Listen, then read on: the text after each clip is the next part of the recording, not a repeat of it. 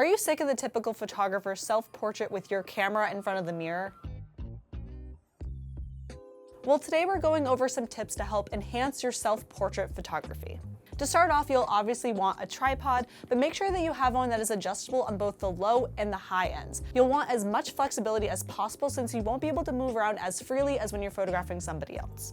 And you may be wondering, how do I make sure that I'm fully in focus when I can't see the back of the camera? For self-portraits, I usually go back and forth between either manual or autofocus, depending on what I'd like in focus and the amount of ambient light in the scene.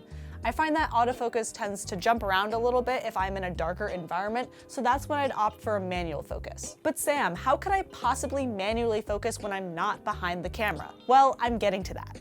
When shooting manual focus, I lock the focus onto an object or the location where I'm going to be standing, which will get me 99% of the way there.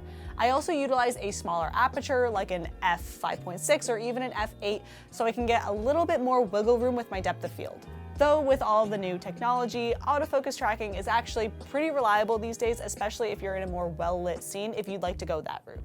And if you're shooting indoors, I highly recommend tethering your camera. This way you can view the image on a much larger screen to ensure that you're in focus, the framing is right, and you can even adjust the exposure settings without needing to get up and check every single time. Many of these tethering programs like Capture One also offer a live view setting, so it's kind of like having eyes in the back of your camera.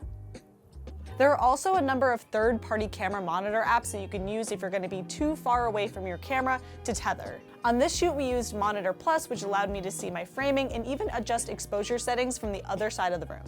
Once I get the framing, focus, and exposures locked in, I personally like to set my camera on an interval shooting mode as well as the timer. On this shoot, I set it to be about 10 to 15 photos with a 3-second timer in between each shot. I do this so that I can try out a bunch of different poses in the same framing rather than individual shots on a timer every single time. All right, now that we have all the technical stuff out of the way, let's go take some self-portraits.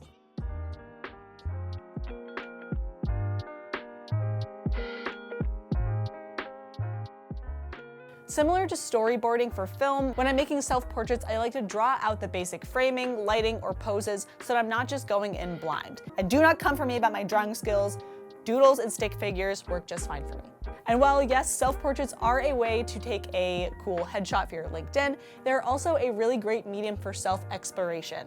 So I tried out a couple different styles here, like photo sequencing, as well as some more performative images, but I urge you to use self-portraiture as a way to look within, as scary as that can be. But what's your best self-portrait tip? Let us know in the comments below. I'm Sam with B&H, and I'll see you next time.